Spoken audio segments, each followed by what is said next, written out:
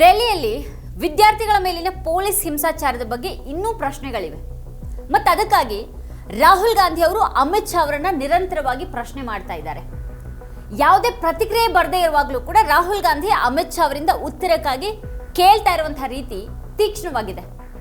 ಈ ಯುದ್ಧ ಬೇರೆದೇ ದಿಕ್ಕಿನಲ್ಲಿ ಸಾಗ್ತಾ ಇದೆ ಅಂತ ಅದು ಸೂಚಿಸುತ್ತೆ. ಅಮಿತ್ ಶಾ ಯಾಕೆ ರಾಹುಲ್ ಗಾಂಧಿ ಅವರನ್ನ ಎದುರಿಸೋದಿಕ್ಕೆ ಸಾಧ್ಯ ಆಗ್ತಾ ಇಲ್ಲ ಅನ್ನೋದು ಈಗಿನ ಪ್ರಶ್ನೆಯಾಗಿದೆ. ಅಮಿತ್ ಶಾ ರಾಜೀನಾಮೆ ನೀಡಬೇಕು ಅಂತ ಪತ್ರಿಕಾಗೋಷ್ಠಿಯಲ್ಲಿ ರಾಹುಲ್ ಗಾಂಧಿ ಅವರು ಒತ್ತಾಯ ಮಾಡಿದ್ದಾರೆ. ಪೊಲೀಸರು ತೆಗೆದುಕೊಳ್ಳುವಂತಹ ಯಾವುದೇ ಕ್ರಮಕ್ಕೂ ಗೃಹ ಸಚಿವ ಅಮಿತ್ ಶಾ ಅವರ ಅನುಮತಿ ಅಗತ್ಯ. ಈಗ ಎರಡು ಸಾಧ್ಯತೆಗಳಿವೆ. ಅವರು ವಿದ್ಯಾರ್ಥಿಗಳ ಮೇಲೆ ಪೈಲಟ್ ಗುಂಡು ಹಾರಿಸುವಂತಹ ಆದೇಶವನ್ನ ನೀಡಿದ್ದಾರೆ ಅಥವಾ ಅವರಿಗಿದು ಗೊತ್ತೇ ಇಲ್ಲ.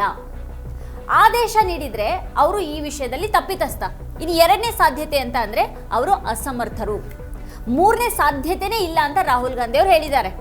By police forces or forces associated with the Home Ministry requires his order. When we were at Parliament House, I saw with my own eyes Amit Shah calling the police officers. Home Minister G on the phone. I saw it with my own eyes. Jitendra Singh, the minister, getting call after call from Mr. Amit Shah. So he was pretty clear. He was aware of what was going on the street. Now, there are two possibilities. Possibility number one is he gave the order to shoot people with pellet guns, to beat people with lathis with nails, to use electric batons on people, or he didn't know it was happening. Well, if he didn't know it was happening, he's incompetent. And if he ordered it, he's culpable. There's no third possibility. He either ordered it, or he has no idea what's going on in his ministry, and he's incompetent. In either case, he has to go. And he has to go, and every single child who has been beaten must know this. RAF CRPF ಗೆ ವರದಿ ಮಾಡುತ್ತೆ ಮತ್ತೆ CRPF ಗೃಹ ಸಚಿವಾಲಯಕ್ಕೆ ವರದಿಯನ್ನ ಮಾಡುತ್ತೆ. ದೆಹಲಿಯಲ್ಲಿ ನಡೆದಂತ ಹಿಂಸಾಚಾರಕ್ಕೆ ಯಾವುದೇ ಮೂರನೇ ವ್ಯಕ್ತಿ ಕಾರಣ ಆಗಿಲ್ಲ ಅಂತ ರಾಹುಲ್ ಗಾಂಧಿ ಅವರು ಹೇಳ್ತಾ ಇದ್ದಾರೆ. ಹಾಗಾದ್ರೆ ಅಮಿತ್ ಶಾ ಅವರು ಯಾಕೆ ಪ್ರತಿಕ್ರಿಯೆಯನ್ನ ನೀಡ್ತಾ ಇಲ್ಲ? ಚಾಣಕ್ಯ ಅಂತೆಲ್ಲ ಈ ಟಿವಿ ಚಾನೆಲ್ಗಳು ಬಣ್ಣಿಸುವಂತಹ ಅಮಿತ್ ಶಾ ಈಗ ಯಾಕೆ ರಾಹುಲ್ ಗಾಂಧಿ ಅವರಿಗೆ ತಿರುಗೇಟನ್ನ ಕೊಡ್ತಾ ಇಲ್ಲ? ಸಿಬ್ಬಂದಿ ಖಾತೆ ರಾಜ್ಯ ಸಚಿವ ಜಿತೇಂದ್ರ ಸಿಂಗ್ ಲೋಕಸಭೆಯಲ್ಲಿ ಮತ್ತೆ ಸಂಬಿತ್ ಪಾತ್ರ ಪತ್ರಿಕಾಗೋಷ್ಠಿಯಲ್ಲಿ ಯಾವುದೇ ಗುಂಡು ಹಾರಿಲ್ಲ ಅಂತ ಹೇಳ್ತಾ ಇದ್ದಾರೆ. नेता प्रतिपक्ष को सार्वजनिक जीवन और प्रशासनिक प्रणाली की जो बुनियादी बिंदु हैं उनकी जानकारी का भी अभाव है. सबसे पहली बात तो ये कि जब वो कहते हैं कि गृह मंत्री जी ने गोली चलाने का आदेश दिया और उसे ऑथेंटिकेट करने में नाकाम है, तो सबसे पहली बुनियादी बात कि कहीं भी गोली चलाने का आदेश कोई मंत्री नहीं देता, वो मैजिस्ट्रेट देता है, SDM देता है, DM देता है. हम सब विधायक रहे हैं, सांसद रहे हैं, हमारे अनुभव में है. इसका अर्थ ये हुआ कि उन्हें सार्वजनिक जीवन का भी अनुभव में अभाव है. दूसरी बात, ये बार बार स्पष्ट किया गया कि गोली चली ही नहीं, अश्रु गैस, टीयर गैस का इस्तेमाल हुआ. लेकिन जब गोली चली ही नहीं तो आदेश देने का सवाल ही नहीं पैदा होता. ಯಾವುದೇ ಗುಂಡು ಹಾರಿಲ್ಲದಿದ್ರೆ ಅಮಿತ್ ಶಾ ಲೋಕಸಭೆಯಲ್ಲಿ ಅದೇ ಮಾತನ್ನ ಯಾಕೆ ಹೇಳೋದಿಕ್ಕೆ ಸಾಧ್ಯ ಇಲ್ಲ? ಅವ್ರ ಹೇಳಿಕೆಯನ್ನ ಇನ್ನೂ ಲೋಕಸಭೆಯಲ್ಲಿ ಯಾಕೆ ಬಿಡುಗಡೆ ಮಾಡಿಲ್ಲ? ರಾಹುಲ್ ಗಾಂಧಿ ಜುಲೈ 25ರಂದು ಗೃಹ ಸಚಿವರಿಗೆ ಒಂದು ಪತ್ರ ಬರೆದಾಗ ಜುಲೈ 29ರವರೆಗೂ ಅವ್ರ ಪತ್ರಕ್ಕೆ ಅಮಿತ್ ಶಾ ಅವರು ಯಾಕೆ ಪ್ರತಿಕ್ರಿಯೆಯನ್ನ ನೀಡಿಲ್ಲ? ನಾನು 25ರಂದು ಗೃಹ ಸಚಿವರಿಗೆ ಪತ್ರ ಬರೆದಿದ್ದೀನಿ. ಪೈಲಟ್ ಗನ್ಗಳು, ಶಾಕ್ ಬ್ಯಾಟನ್ಗಳು ಮತ್ತೆ ಮುಳ್ಳಿನ ಲಾಠಿಗಳನ್ನ ಬಳಸುವಂತ ಆದೇಶವನ್ನ ಯಾರು ನೀಡಿದ್ರು ಅಂತ ಕೇಳಿದ್ದೆ. ಉತ್ತರ ಬಂದಿಲ್ಲ. ಯುವಕರನ್ನ ಹೊಡಿತಾ ಇರುವಂತಹ ಆ ಜನ ಯಾರು? ಅವ್ರು ಎಲ್ಲಿಂದ ಬಂದ್ರು? ಅವ್ರು ಪೊಲೀಸರ ಅಥವಾ ಬೇರೆಯವರ ಅನ್ನುವಂಥ ಪ್ರಶ್ನೆಗೂ ಕೂಡ ಉತ್ತರ ಬಂದಿಲ್ಲ ಅಂತ ರಾಹುಲ್ ಗಾಂಧಿ ಅವರು ಹೇಳಿದ್ದಾರೆ. ಅಮಿತ್ ಶಾ ಅವರನ್ನ ಸಂಪುಟದಿಂದ ವಜಾಗೊಳಿಸಿ ವಿದ್ಯಾರ್ಥಿಗಳ ಮೇಲಿನ ಹಲ್ಲೆ ಬಗ್ಗೆ ಸುಪ್ರೀಂ ಕೋರ್ಟ್ ಮೇಲ್ವಿಚಾರಣೆಯಲ್ಲಿ ತನಿಖೆಗೆ ಆದೇಶವನ್ನ ನೀಡಿ ಅಂತ ಅವರು ಪ್ರಧಾನಿ ಮೋದಿ ಅವರನ್ನ ಒತ್ತಾಯ ಮಾಡಿದ್ದಾರೆ. Delhi police reports to MHA. MHA is run by Mr. Amit Shah, the Home Minister. Part of the beatings was done by Delhi police. And the other side is the RAF, which reports to the CRPF, which is a paramilitary force, which also reports to the Home Minister. There was nobody else doing beatings. And these forces that did the beatings, that shot our students with pellet guns, both report to Mr. Amit Shah. There is no Haryana police operating in Delhi, no UP police operating in Delhi. There is only Delhi police operating and RAF operating. On the 25th of July, I wrote a letter to Mr. Amit Shah, very respectful letter, asking some questions. As Home Minister, did you approve the use of lethal force, including pellet guns against students? If not, Who did? Are the people in plain clothes seen beating students with lathis, police personnel or volunteers? Who authorized that deployment? I haven't even, forget answer. I haven't even got an acknowledgement that this letter has been received. And finally, we will ensure, whether the government ensures it or doesn't ensure it, we will ensure that the students who were beaten, maybe not today, maybe some time from now, but we will ensure that every single one of those students who was beaten gets justice. We will ensure that the people who shot our students with pellet guns will be punished. It's very simple for us to do. We have the photographs. We've collected all the videos, all the photographs. We know the police officers who've done it. So you might think you're very smart, but accountability is going to come. This is our guarantee. This is our opposition guarantee to the students. So it is our advice to the Prime Minister, sack Shah and order a probe monitored by independent high-powered committee of the Supreme Court. We're not asking for anything that is out of the ordinary. At least have the decency to take responsibility for what you have done. July 29ರಂದು ರಾಹುಲ್ ಗಾಂಧಿ ಲೋಕಸಭೆಯಲ್ಲಿ ಮಾತಾಡ್ತಾ ಅಮಿತ್ ಶಾ ಸದನದಲ್ಲಿ ಇರಲಿಲ್ಲ ಅಂತ ಹೇಳಿದ್ರು. ಅದೇ ಸಂಸತ್ತಿನ ಆವರಣದಲ್ಲಿ ಅಮಿತ್ ಶಾ ಅವರ ಬೆಂಗಾವಲು ಪಡೆ ಇತ್ತು. ಆದ್ರೆ ಅವ್ರಿಗೆ ಇಲ್ಲಿಗೆ ಬಂದು ಕುಳಿತುಕೊಳ್ಳೋದಕ್ಕೆ ಧೈರ್ಯ ಇಲ್ಲ ಅಂತ ರಾಹುಲ್ ಗಾಂಧಿ ಅವರು ಟೀಕೆ ಮಾಡಿದ್ರು. ಅವ್ರಿಗೆ ಸದನಕ್ಕೆ ಬಂದು ಉತ್ತರಿಸುವಂತ ಧೈರ್ಯ ಇಲ್ಲ ಅಂತ ರಾಹುಲ್ ಗಾಂಧಿ ಅವರು ಗೃಹ ಸಚಿವರಿಗೆ ಸವಾಲನ್ನು ಹಾಕ್ತಾ ಇದ್ದಾರೆ. ಅವ್ರ ಸಚಿವಾಲಯಕ್ಕೆ ಸಂಬಂಧಪಟ್ಟಂತ ವಿಷಯ ಚರ್ಚೆ ಆಗ್ತಾ ಇಲ್ಲ ಅಂತ ಶಾ ಗೈರ್ ಹಾಜರಿಗೆ ಸ್ಪೀಕರ್ ಓಂ ಬಿರ್ಲಾ ಅವರು ಕಾರಣವನ್ನ ಕೊಡ್ತಾ ಇದ್ದಾರೆ. And I'm very happy today to see that the so-called Home Minister of this country does not have the courage to come and sit here. He does not have the courage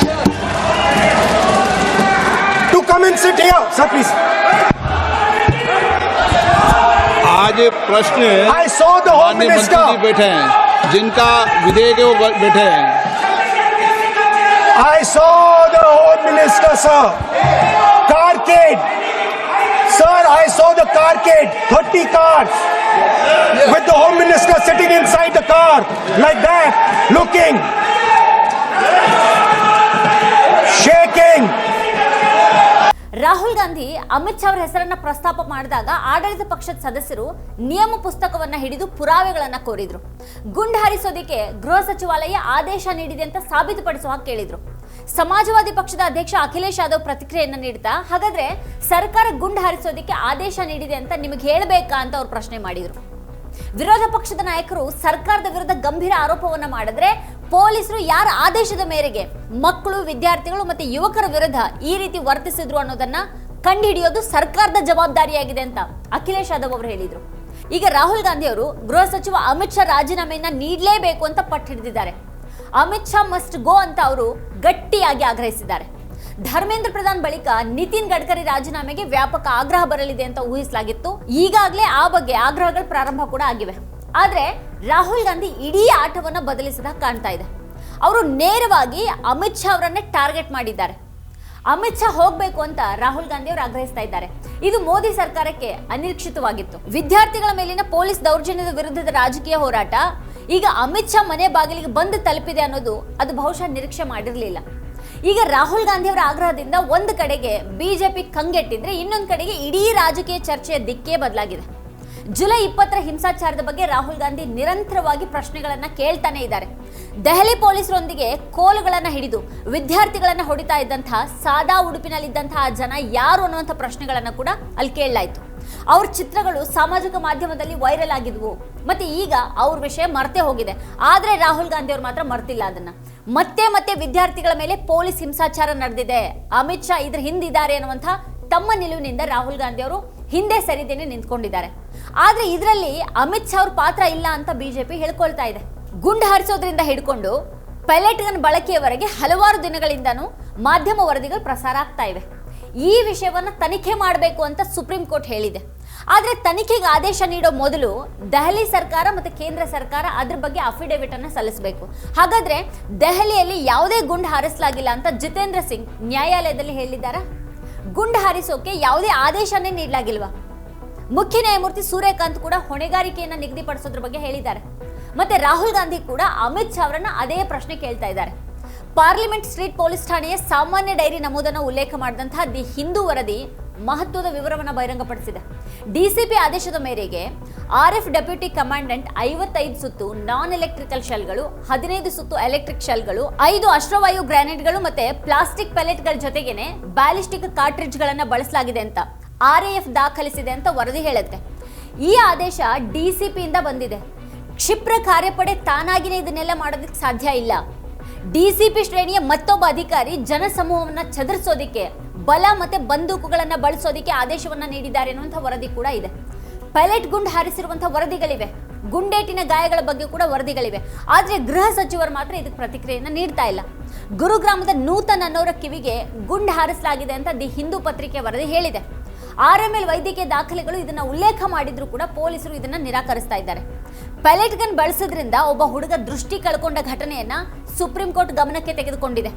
rubber ಗುಂಡುಗಳನ್ನು ಬಳಸಲಾಗಿದ್ದು ಮಹಿಳೆ ಸೇರಿದ ಹಾಗೆ ಹಲವಾರು ಜನರು ಗಾಯಗೊಂಡಿದ್ದಾರೆ. ಮೊಳೆಗಳಿಂದ ಕೂಡಿದಂತಹ ಲಾಠಿಗಳನ್ನು ಬಳಸಲಾಗಿದ್ದು ಇದು ಅನೇಕ ಪ್ರತಿಭಟನಾಕಾರರ ಜೀವಕ್ಕೆ ಅಪಾಯವನ್ನು ಉಂಟು ಮಾಡುವಂತದ್ದಾಗಿತ್ತು. ಈ ಎಲ್ಲಾ ವಿವರಗಳನ್ನ ಗಮನಿಸಿದ ನ್ಯಾಯಾಲಯ ಸ್ವತಂತ್ರ ತನಿಖೆಗೆ ಆದೇಶವನ್ನ ನೀಡಿದೆ.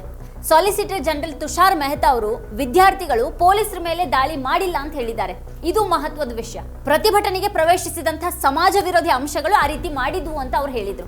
ಹಾಗಾದ್ರೆ ಭಾರಿ ಪೊಲೀಸ್ ಉಪಸ್ಥಿತಿ ಇದ್ದಲ್ಲಿ ಈ ಸಮಾಜ ವಿರೋಧಿ ಅಂಶಗಳು ಪ್ರತಿಭಟನೆಗೆ ಅದು ಹೇಗೆ ಪ್ರವೇಶಿಸಿದ್ವು? ಇದು ಯಾರ ವೈಫಲ್ಯ? ರಾಹುಲ್ ಗಾಂಧಿ ಬುಧವಾರ ಲೋಕಸಭೆಯಲ್ಲಿ ವಿದ್ಯಾರ್ಥಿಗಳನ್ನ ವ್ಯಾಖ್ಯಾನಿಸುವಾಗ ಯಾರು ವಿದ್ಯಾರ್ಥಿಗಳು ಯಾರಲ್ಲ ಅಂತ ಅವರು ವಿವರಿಸಿದ್ರು. ಇಡಿಯಟ್ ಮತ್ತೆ ಅಂಧಭಕ್ತಿಯ ಅರ್ಥವನ್ನ ರಾಹುಲ್ ಗಾಂಧಿ ಅವರು ವಿವರಿಸ್ತಾ ಇದ್ರು. ಇದು ಚರ್ಚೆ ಕಾರಣ ಆಯ್ತು. ರಾಹುಲ್ ಗಾಂಧಿ ಅವರು 3 ವರ್ಗಗಳನ್ನ ಉಲ್ಲೇಖ ಮಾಡ್ತಾರೆ. ಮೊದಲನೇ ವರ್ಗ ಅಂತ ಅಂದ್ರೆ ಮುಕ್ತ ಹೃದಯ ಮತ್ತೆ ಮನಸ್ಸಿನಿಂದ ಸತ್ಯವನ್ನ ತಿಳಿದುಕೊಳ್ಳೋದಕ್ಕೆ ಬಯಸುವಂತ ವಿದ್ಯಾರ್ಥಿಗಳು. ಇನ್ನು 2ನೇ ವರ್ಗ idiot.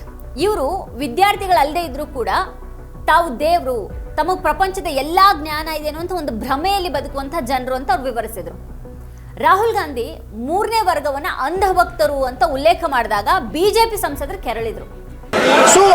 So she said to me, there are 2 categories. There are 2 categories in this world. The student, she said, a farmer can be a student, a lawyer can be a student, a doctor can be a student, unemployed youth can be a student. It's the thirst to learn, thirst to understand, like a sponge.